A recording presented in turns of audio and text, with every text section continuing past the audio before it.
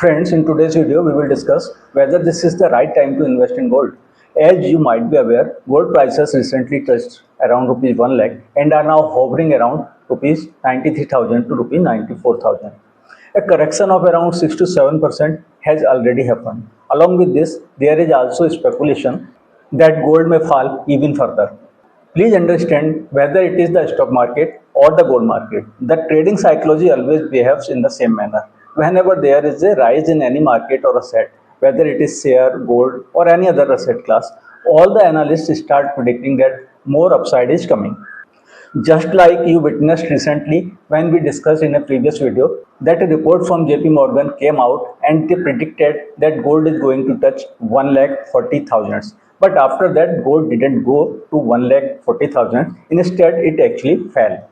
And now, when there has been a slight drop in gold prices, again, such predictions are being made that gold has supported 90,000, and if it breaks 90,000, then it will go here and then it will go there. This is trading psychology. If you want to invest for long-term wealth creation, you have to get out of this kind of psychology and make up your mind that the right investment strategy is to buy when markets are experiencing a correction and not when markets are hitting new all-time highs every other day.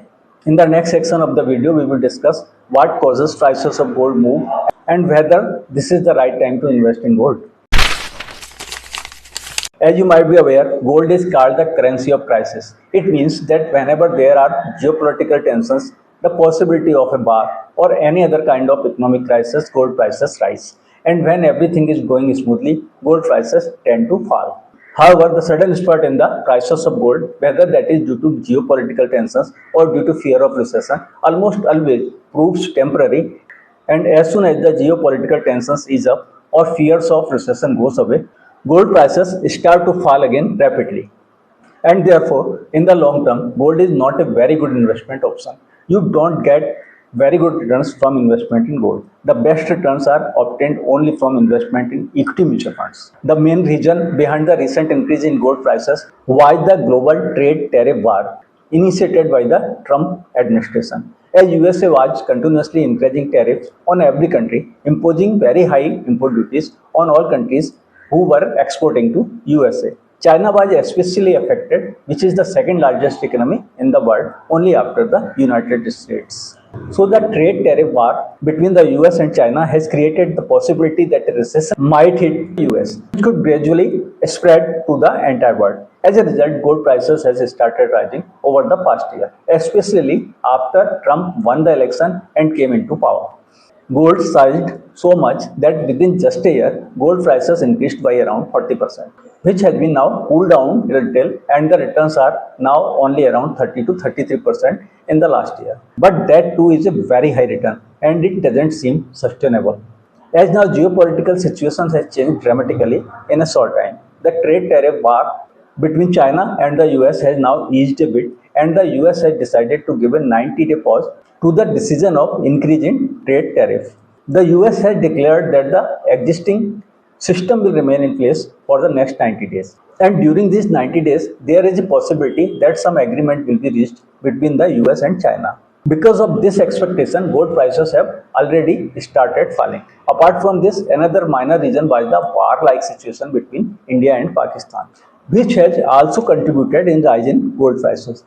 But that too has now eased up. And therefore, as two major factors responsible for the surge in gold prices are now almost over, there is less likelihood of a major rise in gold prices going forward.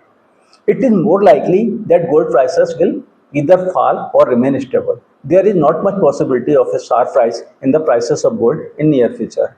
One prominent reason for this is gold is already at quite high prices. Edge prices you are getting in the markets are around 93,000 to 94,000 per 10 grams. That is still a very high price. Just a year ago, gold prices were around 72,000.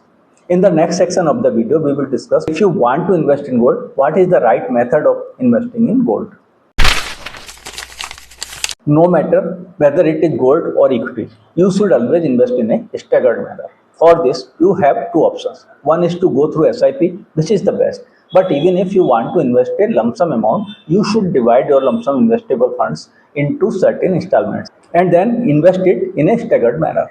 How many installments you should divide it into depends on your risk tolerance. You can divide it into 3 installments, 6 installments, or even 10 installments, and then invest in monthly intervals. By applying this method, you get an average price and probability of your investing your entire amount at the market top is eliminated. Now let us discuss how much of your portfolio should be invested in gold. For this, the standard concept is that gold should not be more than 5 to 10% of your portfolio. So, if you have already invested 5 to 10% in gold, then there is no point in increasing that exposure. However, if you don't have any investment in gold at all, then you can invest through gold ETFs as mentioned, either through SIP or by investing the lump sum amount in a staggered manner. Because by investing in a staggered manner, you are at least not investing at the top of the market. For instance, just a few days ago, gold was around 1 lakh and currently you are getting it around 93,000. So right now you are getting around 7% immediate benefit. However, please understand that gold is most likely to generate lower returns compared to equity mutual funds. Gold is highly unlikely to outperform mutual funds in the long term. This is proved by historical data, and therefore major portion of your investment should be in equity mutual funds. Further, if you are an aggressive investor, then you should invest in small cap mutual funds. And if you are a slightly risk averse investor who doesn't want to experience high volatility, then you should invest in large cap mutual funds or flexi cap mutual funds. And that too for the long term, 5 years, 10 years or even more. This video is only for educational purposes and is not an investment advice or recommendation. Always conduct your own research or consult a financial advisor before making any investment decisions.